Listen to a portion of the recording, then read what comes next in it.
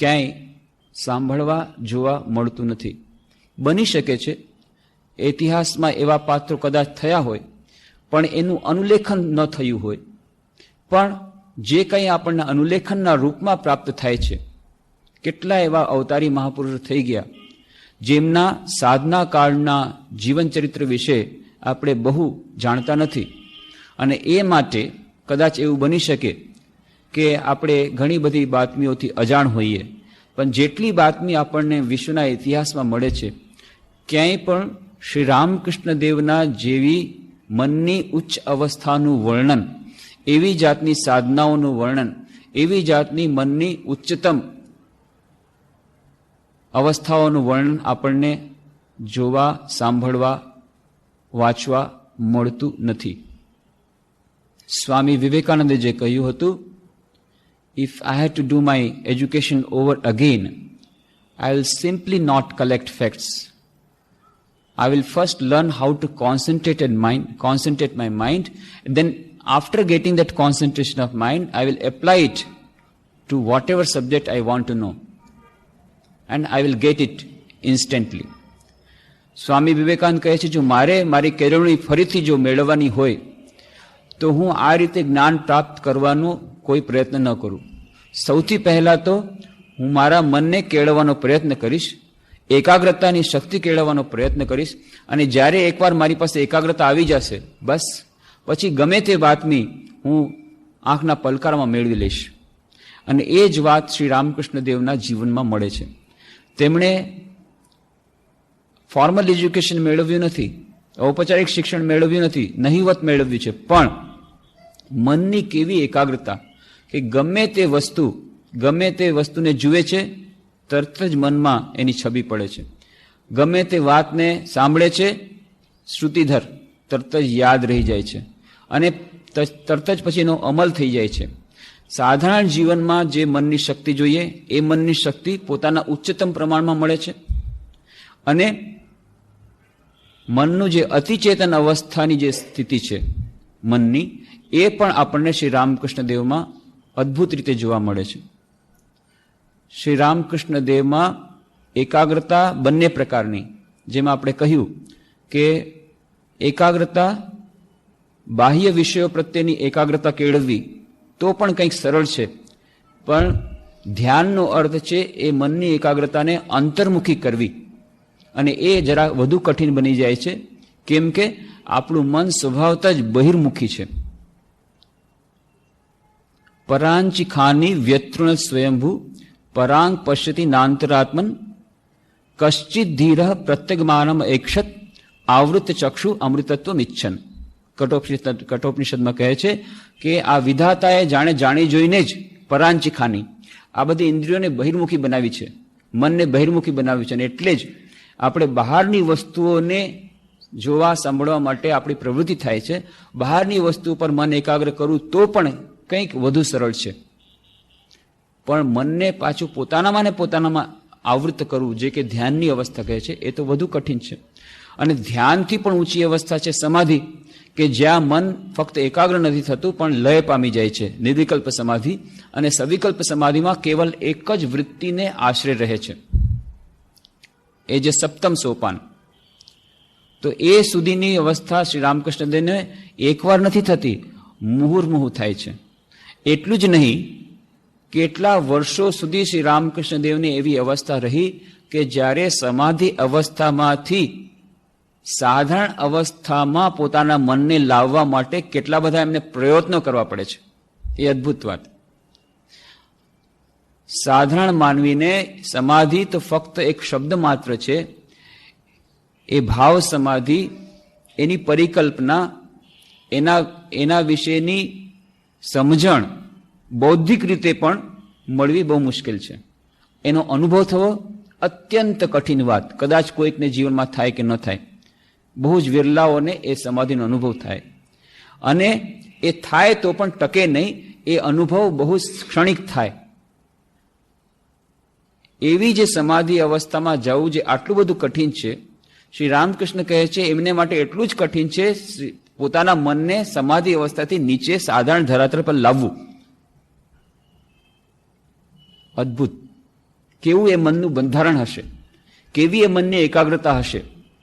અને નાનપણથી જ આપણે જોઈએ છીએ કે નાનપણમાં પાઠશાળામાં જતા નથી, પણ કોઈ પણ ગીત સાંભળે છે એકવાર યાદ રહી જાય છે. નાટક જોયું, યાદ રહી ગયું. સાંજના બસ આંબાવાડિયામાં નાટક ખેલવાનું શરૂ, મહાભારત, રામાયણ, ગમે તે નાટક હોય શરૂ કરી દીધું. બધાને આશ્ચર્ય થાય છે ગામડાવાળોને, એક જ વાર જોવાથી અને બધાએ ડાયલોગ્સ એવી રીતે યાદ રહી ગયા. અને એટલું જ નહીં, એ હાવભાવ, એની એક્ટિંગ, એક્ટર્સની બધી બતાવી દેવાની.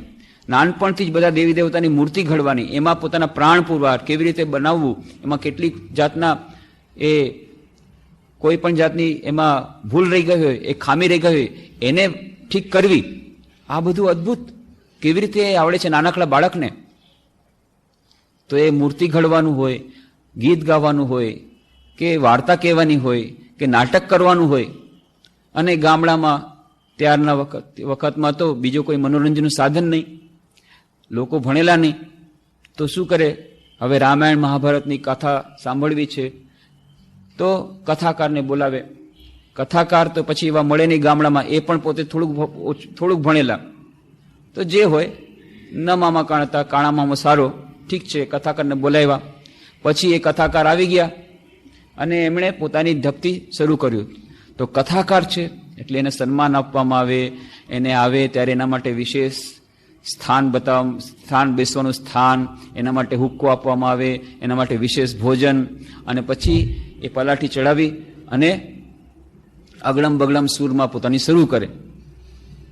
અને શ્રી રામકૃષ્ણ દેવ આ પૂરે હુબહુ નકલ કરીને જ્યારે બતાવતા કામારપુકુરમાં બધાને, બધા પેટ પકડીને હસતા. એકદમ આબેહૂબ નકલ, કે જેવી રીતે પેલા કથાકાર કેવી રીતે કરે છે એ બધું એમને બતાવે છે.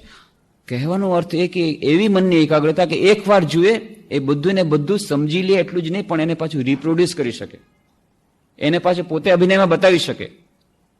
અને મનની અતિચેતન અવસ્થામાં જવાની વાત તો 6 વર્ષની ઉંમરથી જ આપણે અનુભવ જોઈએ છીએ. શ્રી રામકૃષ્ણ દેવ, એ જે ગદાધર, બાળપણનું નામ ગદાધર, જઈ રહ્યા છે ખેતરની મેળ પરથી, અચાનક જુએ છે કાળા વાદળથી આકાશ છવાઈ ગયું અને ત્યાં ધોળા બગલા, એક આખી લાઈન ધોળા બગલાની પસાર થઈ ગઈ. કાળાની વચ્ચે ધોળા બગલા, અદ્ભુત એ સુંદર દૃશ્ય. એ જોઈને આ વિશ્વ કેટલું સુંદર છે, વિશ્વના સર્જન કરતા કેટલા સુંદર હશે, આ બધા વિચારોમાં એટલું બધું મગ્ન થઈ ગયું એમનું મન. ત્યાં ને ત્યાં એ ગદાધર પડી જાય છે, સમાધિ અવસ્થા, ભાવ સમાધિ થાય છે.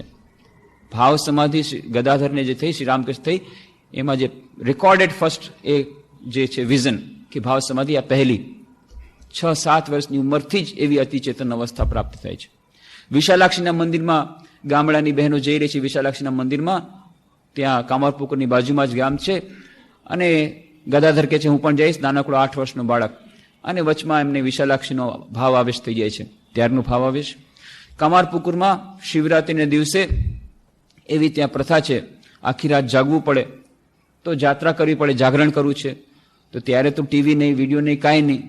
તો મનોરંજનનું સાધન જાત્રા, એટલે કે નાટક અભિનયની પાર્ટીને બોલાવવામાં આવે બહારથી, અને એ લોકો નાટક અભિનય કરે અને આવી રીતે આખી રાત એ મનોરંજનમાં પસાર થઈ જાય અને જાગરણ થઈ જાય. તો એ દિવસે રાતના જાગરણ છે, તો તે દિવસે શિવરાત્રિનો પાઠ ભજવવા માટે બહારની પાર્ટી આવી, બધા લોકો એકઠા થયા. ત્યાં તો પાર્ટીના મેનેજરે કીધું કે નાટક નહીં થાય, કારણ કે જે મેઇન રોલ હતો, શિવજીનો જે રોલ કરવાનો હતો, એ બીમાર પડી ગયો. બસ બધાય નિરાશ થઈ ગયા. અરે આ બધું ધૂળધાણી કરી નાખ્યું. બધા વિચાર કરે છે શું થાય. અરે આ ગદાધર તો બહુ સારું નાટક અભિનય જાણે છે, પકડો ગદાધરને, નાનકડો છે, ગમે તે હોય, સજાવો. મિત્રો સજાવવા માંડી કે તારે શિવજીનું નાટક ભજવવું જ પડશે, શિવજીનો પાઠ ભજવવો જ પડશે. કાંઈ ખબર નથી ડાયલોગ, તો કે બસ મેનેજર કે ડાયલોગ હું બોલી દઈશ, તું ફક્ત અભિનય કરતો રહેજે. મિત્ર બધા સજાવી દીધા, શિવજીને સરસ રીતે જટા વટા બધું સજાવી અને ત્યાં સ્ટેજ ઉપર મોકલે છે. અને શું એ પૂર્વ શોભા, જાણે સાક્ષાત શિવ ઊભા છે. અને એ પણ શિવજીનો સ્તોત્ર પાઠ કરવા માંડી ગયો. શિવજીનો સ્તોત્ર તો એને બધાએ યાદ છે. શિવજીના સ્તોત્ર કરતા કરતા એ સ્ટેજ ઉપર આવ્યો અને બધાએ, જેટલા ગામડાવાળા બધા જોવાવાળા કે છે વાહ વાહ વાહ, શું સરસ સજ્યો છે, શું સરસ સજ્યો છે. અને જ્યારે સ્તોત્ર પાઠ કર્યો ભાવ સમાધિ ચાલ્યો ગયો. એ ત્યાં સ્ટેજ ઉપર જ ભાવ સમાધિમાં બેહોશ, ઉભા બેહોશ. બધા લોકો કહે છે હવે આગળનું ડાયલોગ બોલ, પણ ત્યાર કોને ભાન છે. અને પછી તો ખળભળ મચી ગઈ. કેટલાકે કહ્યું કે આણે બધું પાણી નાખ્યું આપણા પૈસા, અને આણે બધું બગાડની હતી મજા. અત્યારે જેને ભાવ સમાધિ થયું હતું, કોઈકે કીધું કે હા ભાઈ આને તો શિવનો આવેશ થયો છે.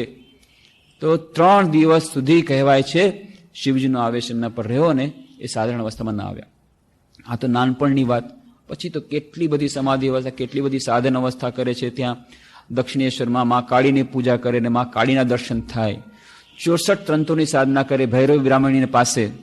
જે 64 તંત્રોની સાધના કરતા આખું જીવન ભૈરવી બ્રાહ્મણીને લાગ્યું. થોડા દિવસોમાં 64 તંત્રોમાં શ્રી રામકૃષ્ણ પારંગત થઈ જાય છે. 64 તંત્રોમાંથી કેટલાક તંત્રોની સાધના કરતા કેટલાય સાધકોને આખું જીવન લાગે. ફક્ત થોડાક જ તંત્રોની સાધના કરતા 64 તંત્રોની સાધના શ્રી રામકૃષ્ણ દેવ એ થોડા દિવસોમાં કરી નાખે છે. અને જે ભક્તિ શાસ્ત્રના કેટલાક ભાવો છે, 5 ભાવો, એ 5 ભાવોમાંથી એકાદ ભાવનું અવલંબન કરીને એ ભાવની સાધના કરતા ક્યારેક કોઈક વિરલ વ્યક્તિ પોતાના જીવનના અંતે એ ભાવના ઉચ્ચતમ ભાવને, એ રહસ્યને અથવા તો એની ઉચ્ચતમ અવસ્થાને પામે છે. મધુર ભાવ હોય કે સખ્ય ભાવ હોય કે વાત્સલ્ય ભાવ હોય, દાસ્ય ભાવ હોય. પણ શ્રી રામકૃષ્ણ દેવ દાસ્ય ભાવ લીધો, થોડાક દિવસથી દાસ્ય ભાવની સાધના કરી, પોતાને હનુમાનજીના રૂપમાં માને છે. અને કેવી મનની એકાગ્રતા કે મનમાં પોતાને જ્યારે હનુમાનજીને માને છે ત્યારે ઠીક હનુમાનજીની જેમ કરવાનું. ત્યારે ઝાડ ઉપર જ રહેવાનું, ત્યારે નીચે નહીં રહેવાનું, ઝાડ ઉપર જ કૂદકા મારે છે, ત્યારે ફળ ખાઈને રહે છે. અને પછી પાછળથી સ્વામી વિવેકાનંદને બધાને કહેતા, જે કોલેજના વિદ્યાર્થીઓ આવતા એને કહીને કહેતા કે ખરું કહું છું, જ્યારે હું આવી રીતે દાસ્ય ભાવની સાધના કરતો ત્યારે મારા મનમાં આ હનુમાન સાથેનો એવો ભાવ થઈ ગયો હતો કે હું ઝાડ ઉપર જ રહેતો અને મારા કમરની જે નાનકડું જે છેલ્લું જે હાડકું હોય એ 2 ઇંચ વધી ગયું હતું. જેમ જાણે કે પૂંછડી જ્યાંથી નીકળે, એ પૂંછડી, એ મનોભાવ કેટલો પ્રગાઢ હશે કે એની અસર ભૌતિક શરીર પર થાય છે, મનોભાવની અસર. અને કે પૂંછડીની જેમ એમની પીઠની પાછળની હાડકું 2 ઇંચ વધી ગયું હતું. ધીરે પછી એ ભાવ સમ્યા પછી એ હાડકું જેવું હતું એવું બરાબર થઈ ગયું. કેટલો પ્રગાઢ ભાવ. અને એ હનુમાનજીના ભાવમાં રહીને દાસ્ય ભાવની સાધના કરે છે. એક દિવસે જુએ છે પંચવટીની નીચે અદ્ભુત નારી મૂર્તિ, સૌમ્ય મૂર્તિ, અને એ સુંદર શોભા, પવિત્રતાની જાણે મૂર્તિ, કરુણાની જાણે મૂર્તિ. પછી કોણ છે આ વિચાર કરે છે, ત્યાં તો હૂપ દઈને એક વાનર આવીને એમના પગમાં પડ્યો. અરે આ સીતા, જેના વિશે સાંભળ્યું હતું, આ સાક્ષાત સીતા છે. સીતા એમને દર્શન આપે છે અને એક બહુ જ મધુર હાસ્ય કરે છે. અને એ હાસ્યનું દાન શ્રી રામકૃષ્ણને આપે છે. એમ કહેવાય છે કે શ્રી રામકૃષ્ણ દેવનું હાસ્ય અત્યંત મધુર હતું અને જાણે કે મોહક હતું. અને એ હાસ્ય, એ સ્મિત એમને મા સીતાના જાણે કે ભેટ રૂપે મળ્યું હતું. પછી રામના દર્શન થાય છે, કૃષ્ણના દર્શન થાય છે. જ્યારે મધુર ભાવની સાધના કરે છે, રાધિકા રૂપે પોતાને માને છે. આખું ફક્ત મન સ્ત્રી રૂપે નહીં, પણ એ અદ્ભુત પોતે જાણે કે સ્ત્રી બની ગયા. અને સ્ત્રી પ્રકારના જેટલા બાયોલોજીકલ ચેન્જીસ થવા જોઈએ, બધાય ફક્ત સાયકોલોજીકલ નહીં પણ બાયોલોજીકલ ચેન્જીસ એમના શરીરમાં થાય છે. અમાન્ય જેવી વાત માનવામાં ના આવે, પણ સ્વામી શારદાનંદજી શ્રી રામકૃષ્ણ લીલા પ્રસંગમાં લખે છે કે આ જે લીલા પ્રસંગમાં એમણે લખ્યું કે આમાંની કોઈ પણ બાતમી એવી નથી. એ તો મેડિકલ સ્ટુડન્ટ હતા, ખૂબ જ પ્રગાઢ વિદ્વાન હતા, અને એટલું જ નહીં રેશનલ હતા. એટલે એમણે કહ્યું કે આમાંની, આ પુસ્તકમાંની આપેલી કોઈ પણ વાત એવી નથી જે લેખકે પોતે ચકાસણી જેની ન કરી હોય. ચકાસીને પછી લખે છે. ને આ કોઈ પ્રાયોગિક ઇતિહાસની વાત નથી, થોડા જ વર્ષો પૂર્વેની વાત છે. જે લોકોએ આવા ચિહ્નો નિહાળ્યા હતા શ્રી રામકૃષ્ણમાં, જેઓએ શ્રી રામકૃષ્ણ સ્ત્રી વેશમાં જોયા હતા, એ બધાએ સ્વામી શારદાનંદજી કીધેલી વાત, મધુર ભાવની સાધનામાં પોતાને સ્ત્રી માનીને, રાધિકા રૂપે માનીને સાધના કરે છે. કૃષ્ણના દર્શન થાય છે, રાધિકાના દર્શન થાય છે. કેટલા જલ્દી બધી સાધનાઓ કરે છે. વાત્સલ્ય ભાવ જ્યારે આવે છે ત્યારે રામલલા જટાધારી એ આવે છે. જટાધારી ત્યાં પોતાની સાથે રામલલાની એક મૂર્તિ, એટલે રામલલા એટલે કે બાળ રામચંદ્રની એ અષ્ટધાતુની મૂર્તિ, અને એ મૂર્તિની સાથે ખૂબ જ ભાવ થઈ ગયો હતો એ જટાધારીને. પણ જટાધારીનો આ રામલલા શ્રી રામકૃષ્ણના પ્રેમમાં ફસાઈ જાય છે, અને રામકૃષ્ણદેવ વાત્સલ્ય રૂપે એટલો બધો પ્રેમ કરે છે, અને એ રામલલા પણ રામકૃષ્ણ વગર રહેતો નથી. છેવટે જટાધારી રામલલાને શ્રી રામકૃષ્ણ આપીને જાય છે. એ રામલલાની મૂર્તિ ઘણા વર્ષો સુધી ત્યાં દક્ષિણેશ્વર કાલી મંદિરમાં હતી. થોડા વર્ષો પૂર્વે એ ત્યાંથી ચોરાઈ ગઈ, અત્યારે નથી, પણ એનો ફોટો પુસ્તકોમાં છે. એ રામલલાની મૂર્તિ બહારથી સામાન્ય દેખાય, અષ્ટધાતુની મૂર્તિ, કાંઈ નહીં, આવડી નાનકડી મૂર્તિ, પણ શ્રી રામકૃષ્ણ સાથે રમે છે, એમની સાથે હસે છે, વાતચીત કરે છે, એમની સાથે અબોલા લે છે, ક્રોધ કરે છે, રામકૃષ્ણ એમના પ્રત્યે ક્રોધ કરે છે, નાહવા લઈ જાય છે. કેટલી બધી વાતો, એ અદ્ભુત વાતો સાંભળતા આપણને, વાતો વાંચતા એમ લાગે આ કલ્પનાની તો બધી વાતો નથી કરતા, કઈ નવલકથા તો નથી વાંચતા. પણ સ્વામી શારદાનંદજી કહે છે આ બધી વાતો અમે કોઈ પણ વાતને ચકાસ્યા વગર લખી નથી. આ હકીકત છે. માનવું એ માને, ન માનવું એ ન માને. પણ કેવી અદ્ભુત એ ભાવની અવસ્થા. એ રામલલા વાત્સલ્ય ભાવ, બધા ભાવોની પૂર્ણાહુતિ કરે છે. ભક્તિ ભાવની સાધના પૂરી થઈ ત્યાં તો પછી વેદાંત સાધના શરૂ થાય. તોતાપુરી ક્યાંથી આવે છે? અદ્વૈત વેદાંતના સાધુ, અને કહે છે ક્યાં બેટા અદ્વૈત વેદાંત की साधना करेगा? श्री रामकृष्ण કે હું શું જાણું, મારી માં જાણે. તો કે જા તારી માને પૂછાવ. એમને એમ કે કોઈ એમની માં ત્યાં આવી હશે મંદિરમાં દર્શન કરવા માટે. જાય છે માં કાળીના મંદિરમાં. માં કાળીના મંદિરમાંથી આવ્યા છે. અરે ઉધર કહાં ગયા था? वो तो पत्थर की मूर्ति है. પથ્થરની મૂર્તિને તું માં કે છે? મૂર્ખ, આટલો મોટો અદ્વૈત વેદાંતનો એ તું અધિકારી અને પથ્થરની મૂર્તિની પૂજા કરે છે, ને ત્યાં જઈને કે છે કે એ તો પથ્થરની મૂર્તિ નથી, મારી સાચી માં છે. માં કાળીને જગન માતાને, હા માં કાળીએ જગન માતાએ કહ્યું તારા માટે જ એ સુતાપુરીને મોકલ્યો છે, અદ્વૈત વેદાંતની સાધના કર. અદ્વૈત વેદાંતની સાધના કરે છે. પણ તોતાપુરી શીખવાડે છે જો આ બધું અખંડ સચ્ચિદાનંદમાં મન લીન કરવું પડશે. આ સંસાર બધોય ત્રિકાળમાં મિથ્યા છે, એનાથી ઉપર ઉર્ધ્વે મન લઈ જવું પડશે. પોતાને સચ્ચિદાનંદ બ્રહ્મમાન અને અખંડ સચ્ચિદાનંદમાં મને નિર્વિકલ્પ ત્યાં મનને કર, એમાં મનને લગાડ બ્રહ્મમાં. વારંવાર કહે છે શ્રી રામકૃષ્ણ દેવ. પ્રયત્ન કરે છે કે નથી લાગતું, નથી લાગતું, નથી લાગતું. ના, ઘણો પ્રયત્ન કર્યો. કેમ કે બાકી બધું તો છોડી દેવાય છે, પણ જ્યાં મનને પાછું ધ્યાન કરવા જાય છે ત્યાં બાકી બધા વિષયો નીકળી જાય છે, દુનિયાના બધા વિષયો ભૂલાઈ જાય છે. પણ જે એમને પોતાની ખૂબ જ પ્રિય એવી જગન્માતા મા કાળી, એ જગદંબા, એ જગદંબાનું ભુવન મોહિની રૂપ, જે રૂપનું દિવસ રાત એનું ચિંતન થતું છે, એ રૂપને દૂર કરી શકતા નથી. જ્યાં બધું દૂર થયું એ જગન્માતાનું રૂપ આવ્યું. તો તોતાપુરી કહે છે ના, મારાથી નહીં થાય. નહીં થાય એટલે નહીં હોગા. બસ તરત જ જુએ છે ઝૂંપડી, એ પંચવટીની નીચે ઝૂંપડીમાં જે સાધના કરતા હતા જોયું, એક કાચનો ટુકડો ઉપાડી અને તરત જ કપાળમાં ખોસી દીધો જોરથી. इसके ऊपर ध्यान कर. ખોસી દીધો. ખૂબ પીડા થઈ શ્રી રામકૃષ્ણને. અને પછી એમણે કહ્યું કે ફરીવાર જયારે પાછું ત્યારથી ધ્યાન કરવાનો પ્રયત્ન કર્યો, વળી ફરીવાર એ જ જગન્માતાની ભુવન મોહિનું રૂપ પાછું આવ્યું. પછી શું કર્યું મેં? આ વખતે મેં શું કર્યું? જ્ઞાનરૂપી ખડગ દ્વારા આ જગન્માતાની મૂર્તિના ટુકડા કરી નાખ્યા. અને બસ તરત જ મન નિર્વિકલ્પ સમાધિમાં ચાલ્યું ગયું. સમાધિમાં છે. તોતાપુરીજી આશ્ચર્ય, આ તો ખરેખર આની સમાધિ થઈ ગઈ. હવે સમાધિ ઉતરે પછી એની સાથે વાત કરું. બહાર જઈને બેઠા. સમાધિ ઉતરતી સવાર થઈ ગઈ, બપોર ઢળી ગયા, સાંજ થઈ ગઈ, હજી અવાજ નથી આવતો. આવીને જોયું હજી સમાધિ અવસ્થામાં. 1 દિવસ, 2 દિવસ, 3 દિવસ. અરે એ ક્યાં દૈવી માયા હે!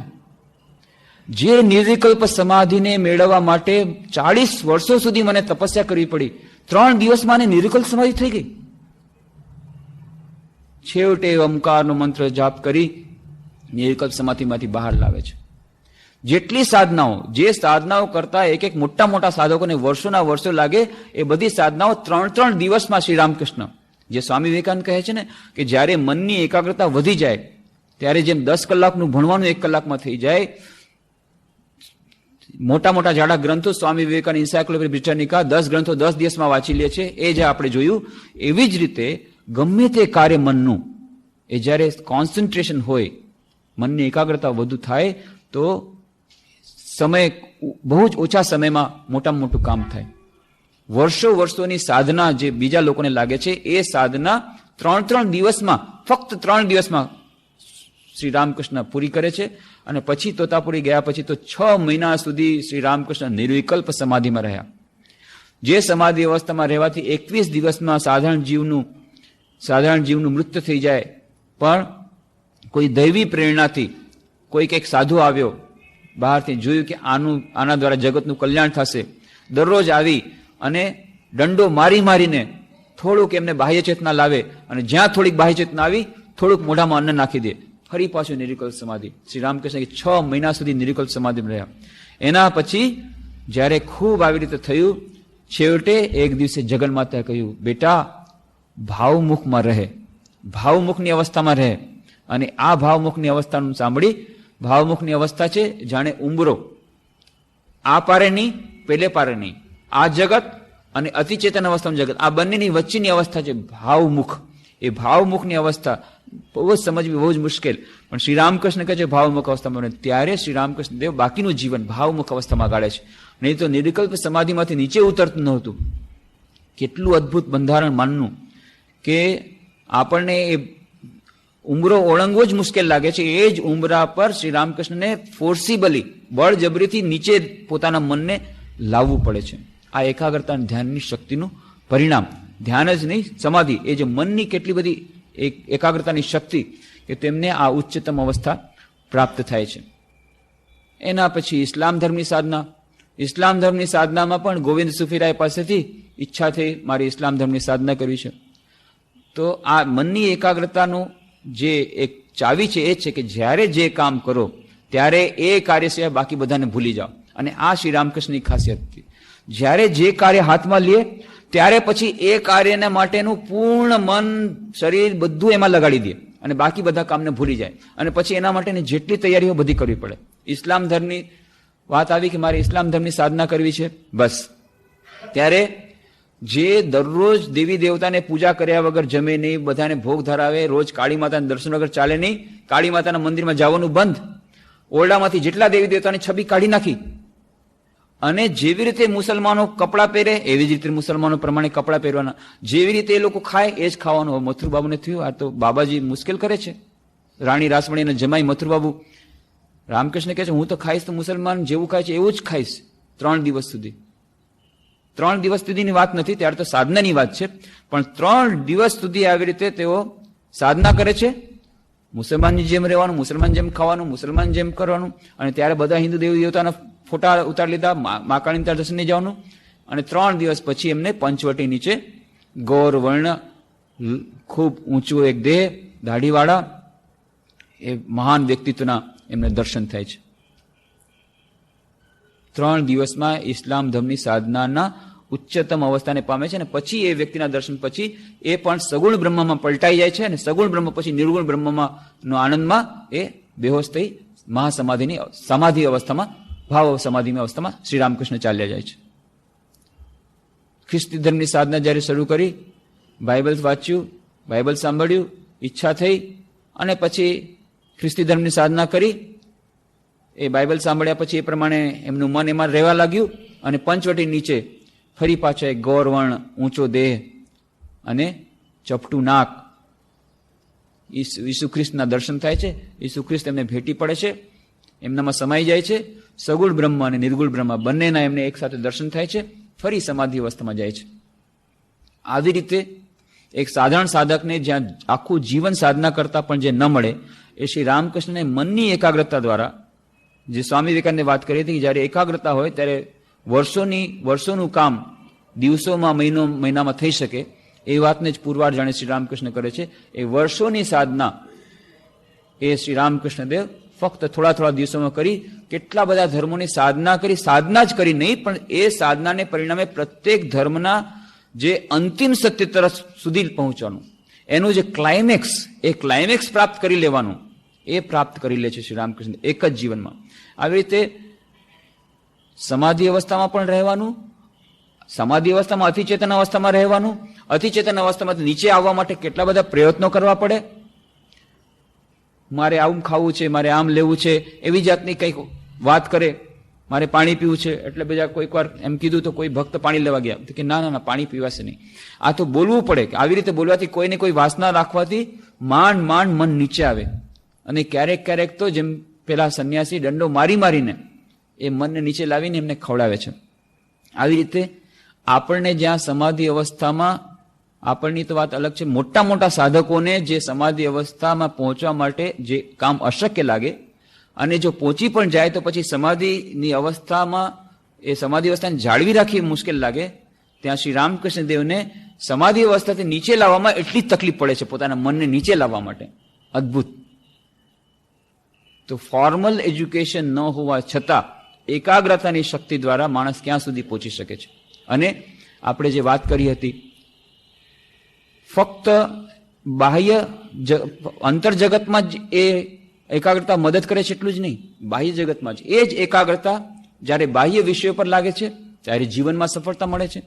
તો શ્રી રામકૃષ્ણ દેવ એ કેટલી મનની એકાગ્રતા, કેવી મનની એકાગ્રતા જ્યારે સંસારના વિષયો તરફ લાવે છે ત્યારે સંસારના વિષયનું જ્ઞાન એમને કેટલું ઝડપથી થાય છે, કેટલું એમનું સૂક્ષ્મ નિરીક્ષણ હોય છે, કેટલી બુદ્ધિ એમની નિરીક્ષણ કેટલી સૂક્ષ્મ રીતે નિરીક્ષણ કરે છે.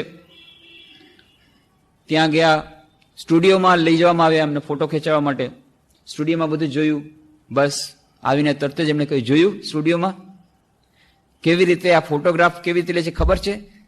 સિલ્વર નાઇટ્રેટનું સોલ્યુશન લગાડે ત્યારે ફોટો આવે. જો એ સોલ્યુશન ન લગાડે તો ફોટો ન આવે, એ છબી આવે પણ છબી ટકે નહીં.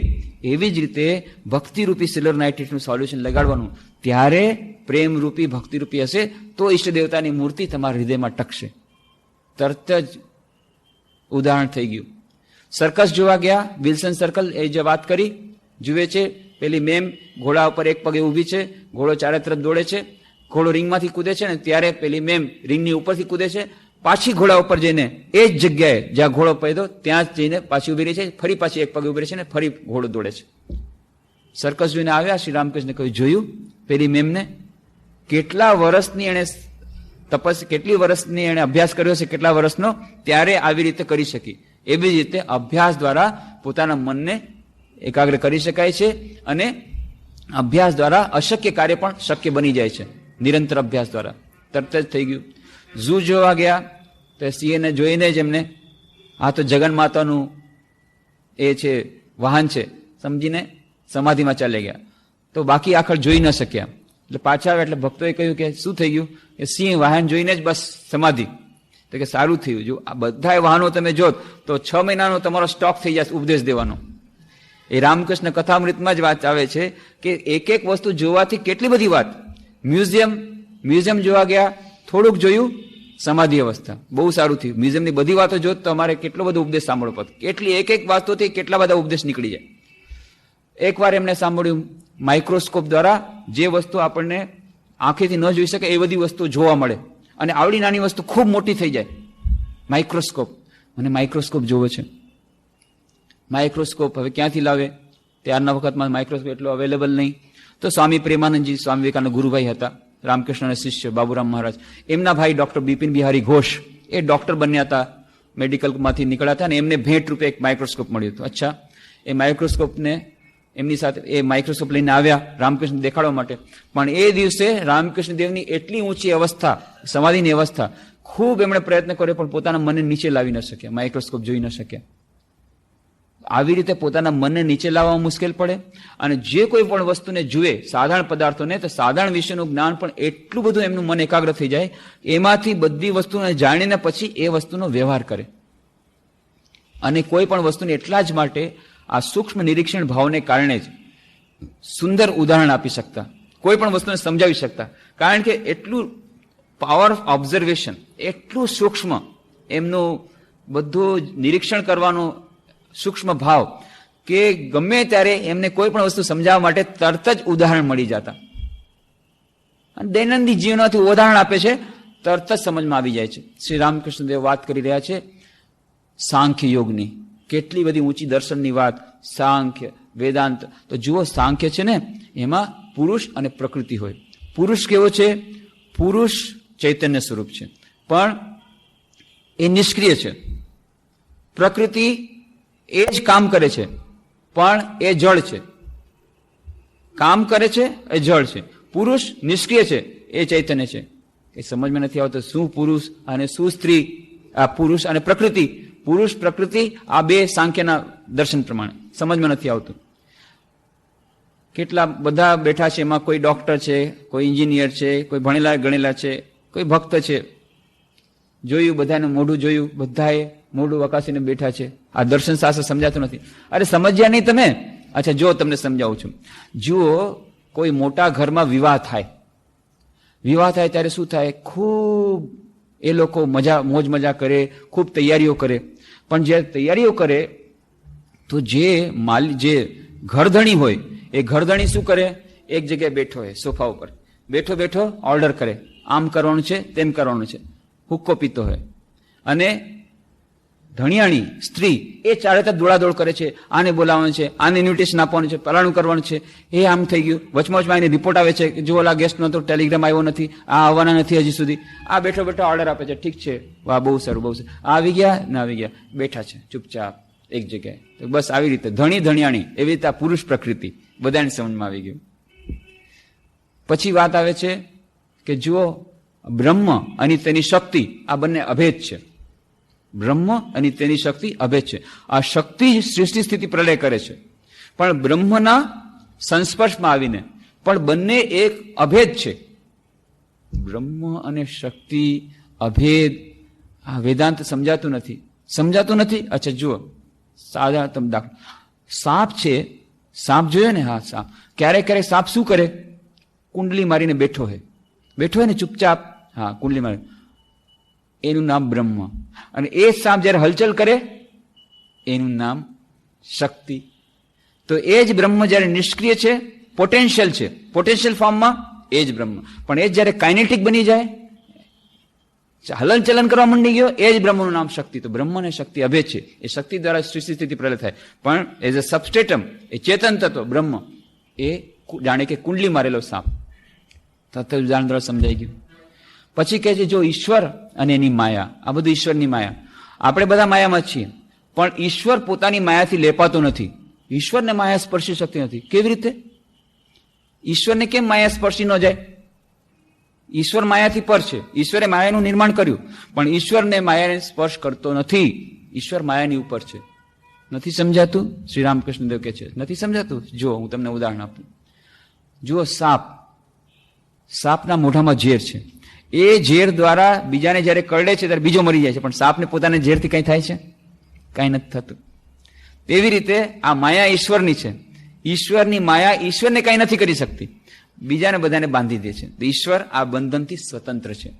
આવી રીતે જે સાધારણ ઉદાહરણો દ્વારા પોતાની સૂક્ષ્મ દૃષ્ટિ દ્વારા કરવાનું, અને ભલભલા લોકો એમની સાથે આર્ગ્યુમેન્ટમાં પાર ન આવી શકે. ભલભલા લોકો, ઈશ્વરચંદ્ર વિદ્યાસાગર, વિદ્યાના સાગર, એમનું જયારે આપણે એ વાર્તાલાપ વાંચીએ, અદભુત વાતચીતમાં ઈશ્વરચંદ્ર વિદ્યાસાગર હાર માની જાય છે. શ્રી રામકૃષ્ણ કથામૃતમાં આવે છે કેવી રીતે ઈશ્વરચંદ્ર વિદ્યાસાગર કહે છે કે ભાઈ આજે તો અત્યાર સુધી તો નદી નાળા જ હતા, આજે તો એકદમ સાગરની સાથે મુલાકાત થઈ ગઈ. તો કે હા સાગર છે તો લઈ લ્યો જેટલું મીઠું પાણી લેવું હોય તો કે ભાઈ આ કઈ અવિદ્યાનો સાગર નથી, આ તો વિદ્યાનો સાગર છે, મીઠું પાણી લેવાના છે મેં. એવી રીતે સૂક્ષ્મ બધી વાતો એક એક કરે ઈશ્વરચંદ્ર વિદ્યાસાગર. અને પછી કહે છે જો ઈશ્વરચંદ્ર વિદ્યાસાગર આટલો બધો વિદ્વાન, પણ કેવી વાત કરી નાખી, કાચી વાત કરી નાખી. કઈ? ઈશ્વરચંદ્ર વિદ્યાસાગર તો શું મહાશય એવી વાત છે કે ભગવાને કોઈને શક્તિ ઓછી આપે છે અને કોઈને વધારે આપી છે? શ્રી રામકૃષ્ણે કહ્યું એમ નહીં તો શું, તમારે કોઈ બે શિંગડા છે કે જે તમને જોવા માટે અમે અહીં આવ્યા છીએ? તમારામાં વિદ્યાની શક્તિ વધુ છે એટલે તમને જોવા માટે અમે આવ્યા છીએ. તો ચૈતન્ય રૂપે, વિભુ રૂપે દરેકે દરેક વ્યક્તિમાં એ વિભુ રહેલો છે, એ સમાન છે. પણ શક્તિનું તારતમ્ય તો છે જ, કોઈકમાં વધુ કોઈકમાં ઓછી. નહીં તો કોઈ કેમ સિંહ સાથે લડી શકે અને કોઈક બિલાડી જોઈને ભાગી જાય? શ્રી રામકૃષ્ણ ઉદાહરણ આપે છે. તો કેમ અમે તમને અહીંયા તમારા દર્શન કરવા ઠેઠ અહીંયા આટલે દૂર સુધી આવ્યા તમને મળવા માટે? તમારો વિદ્યા છે વધુ એટલા માટે. તો શક્તિ રૂપે તો બધામાં અંતર છે, વિભુ રૂપે ચૈતન્ય રૂપે બધા એક છે. તો આવી રીતે ઈશ્વરચંદ્ર વિદ્યાસાગર હોય, કેશવચંદ્ર સેન એમના ભક્તો સાથે બેઠા છે, વાતચીત થઈ રહી છે, અને રામકૃષ્ણ દેવ ને આમ બધા કે છે, અને બધાએ સ્તુતિ શરૂ કરી દીધી. કેશવચંદ્ર સેનના તો બધા ફોલોઅર્સ, કેશવ સેન તો કે આવી રીતે નવવિધાનના છે, રચિતા છે, અને આટલા મહાન છે, આવું બધું કરી દીધું. પછી કેશવ સેને કહ્યું, અરે આટલું બધું કહે છે તો પછી પરમહંસ મહાશય શું છે? તો આમને શું કહેશો? પરમહંસ રામકૃષ્ણ દેવ કે છે, હું આપનો દાસનો દાસ છું. ત્યારે કેશવચંદ્ર સેન કહે, જુઓ, આમને વાતચીતમાં કોઈ ન પહોંચી શકે. શ્રી રામકૃષ્ણ વાતચીતમાં કોઈ નહીં પહોંચી શકે. ગિરીશ ઘોષ જ્યારે વાતચીત કરે છે, જ્યારે શ્રી રામકૃષ્ણ સાથે, અને એવી વાત કરે છે, ગિરીશ ઘોષ કે છે, ભાઈ અત્યાર સુધી મને કોઈ આવો મળ્યો નથી. મેં વહાર માની લીધી કે મજાક કરવામાં, વિનોદ કરવામાં, ટીખળ કરવામાં પણ તમે મારા ગુરુ છો. એમાં પણ તમને પહોંચી નહીં શકાય. કેમ? સૂક્ષ્મ બુદ્ધિ, એટલી મનની એકાગ્ર બુદ્ધિ, એટલું બધું એમનું સૂક્ષ્મ એ બધું જોવાનું. સ્વામી શારદાનંદજી, જેમણે લીલા પ્રસંગ લખ્યું, પોતે લખે છે, એ મેડિકલ સ્ટુડન્ટ હતા. એક દિવસ વાતચીત કરતા કરતા રામકૃષ્ણને સમજાવવા બેસી ગયા, જો ઇલેક્ટ્રિસિટી કેટલી સરસ અદભુત ખોજ કરી છે. આ રીતે ઇલેક્ટ્રિસિટી, શ્રી રામકૃષ્ણ ઇલેક્ટ્રિસિટી, આ ઉચ્ચારણ સાંભળીને આ લોકોને હસવું આવે છે, પૂરું ઉચ્ચારણ પણ સારી રીતે નથી કરી શકતા. અચ્છા, ઇલેક્ટ્રિસિટી કેવી હોય, શું હોય? તો ઇલેક્ટ્રિસિટીનું આવી રીતે થાય. પછી ઇલેક્ટ્રોડ્સના શું ઉપયોગ છે? જો મકાનમાં કોઈ વાત વીજળી પડી જાય એના માટે થઈને ત્યાં ઇલેક્ટ્રોડ્સ લગાડવામાં આવે, તો કંડક્ટર્સ એ લગાડવાથી શું થાય કે વીજળી પહેલા એ મકાનમાં ઉપરના ભાગમાં પડે અને બીજે ક્યાંય ન પડે, અને આવી રીતે એને અટ્રેક્ટ કરી લે. શ્રી રામકૃષ્ણ બધી વાત સાંભળી. પણ ભાઈ, થોડા દિવસ પહેલા મેં જોયું કે 3 માળનું મકાન હતું, એની બાજુમાં એક છાપરું હતું, એ છાપરા પર વીજળી પડી. શું જવાબ દેવો? ના, એવું થાય કે ક્યારેક એક્સેપ્શન થાય, અપવાદ થાય, કોઈ કારણે વીજળી ત્યાં જ પડવાની હતી, કોઈ ફોર્સને કારણે ત્યાં ઢસડાઈ ગયા છે લાસ્ટ મોમેન્ટમાં. પણ કે આ કેવી રીતે થયું? એનો અર્થ છે ઈશ્વરની લીલામાં બધું શક્ય છે. સ્વીકાર કરો છો? પછી ઇલેક્ટ્રિસિટીની વાત સ્વીકાર કરવો પડે છે. મથુરબાબુ સ્વીકાર નથી કરતા. ના, બધું નિયમ પ્રમાણે ચાલે. અરે, જે નિયમ કરે છે નિયમ ભાંગી પણ શકે. તો ઈશ્વરની લીલામાં બધું સંભવ છે. ઈશ્વર જો ધારે તો પોતાની લીલા ગમે તે કરી શકે. ન માનવું. અને વાતચીતમાં કહે છે, તમે કહો છો તો શું એક ડાળમાં બે રંગના ફૂલ થાય? બોલો, તમારો ઈશ્વર જો કરી શકે તો બતાવું. રામકૃષ્ણ કઈ બોલતા નથી. બીજે દિવસે સવારે ફૂલ છૂટવા જાય છે, જોઈએ છે એક ડાળમાં 2 પ્રકારના ફૂલ, 2 રંગના ફૂલ. તરત જ ડાળ પડી, તોડી અને લાવે છે. મથુરબાબુ, જો તું કહેતો ને એક ડાળમાં 2 પ્રકારના ફૂલ ન થાય, આજો.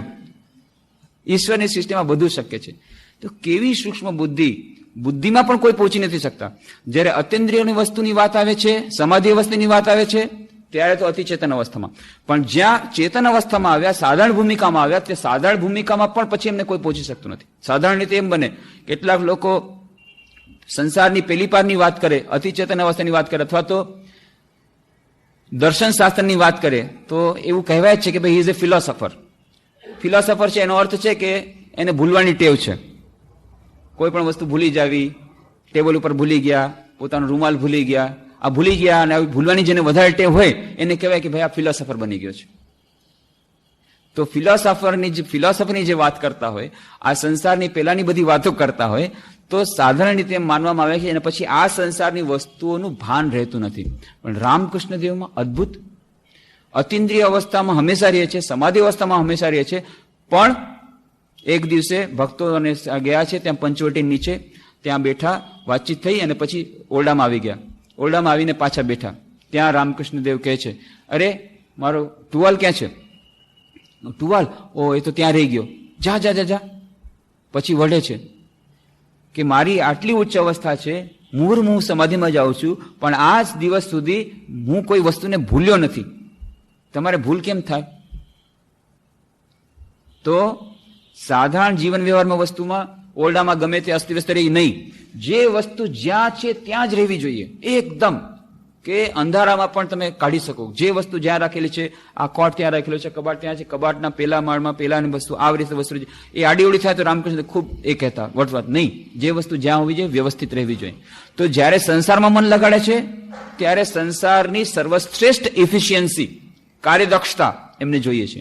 સંસારમાં જે બુદ્ધિ કુશળતા જોઈએ એ બુદ્ધિ કુશળતા એ જ એકાગ્રતા દ્વારા એમને મળે છે. તો મનની એકાગ્રતા દ્વારા શ્રી રામકૃષ્ણ દેવ જેમ અતિન્દ્રિય વસ્તુને પ્રાપ્ત કરે છે, અતિચેતન અવસ્થાને પ્રાપ્ત કરે છે, સમાધિની અવસ્થાને પ્રાપ્ત કરે છે, આ તરફ સાથે સાથે સાધારણ બુદ્ધિમાં પણ જ્યારે લગાડે છે તો સાધારણ સમાજ સંસારની વસ્તુનું પણ લાગે છે.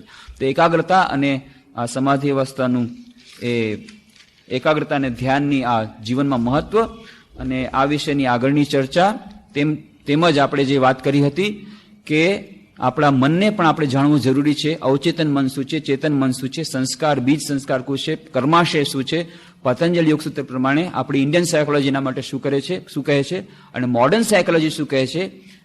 કેમ આપણા માટે આ મનને કંટ્રોલ કરવું ડિફિકલ્ટ છે, કારણ કે અનકોન્શિયસ માઇન્ડ, અવચેતન મનમાં કેટલી બધી વસ્તુ પડેલી છે. તો આ બધાને ન જાણવાથી આપણે એને એકાગ્રતા ધ્યાનના માર્ગમાં આગળ નહીં વધી શકે. એ બધાની ચર્ચા અને આ જે ચર્ચા કરી એ બધી ચર્ચા આપણે આવતા શનિવારે 6:15 વાગે ફરી કરવાનો પ્રયત્ન કરશું.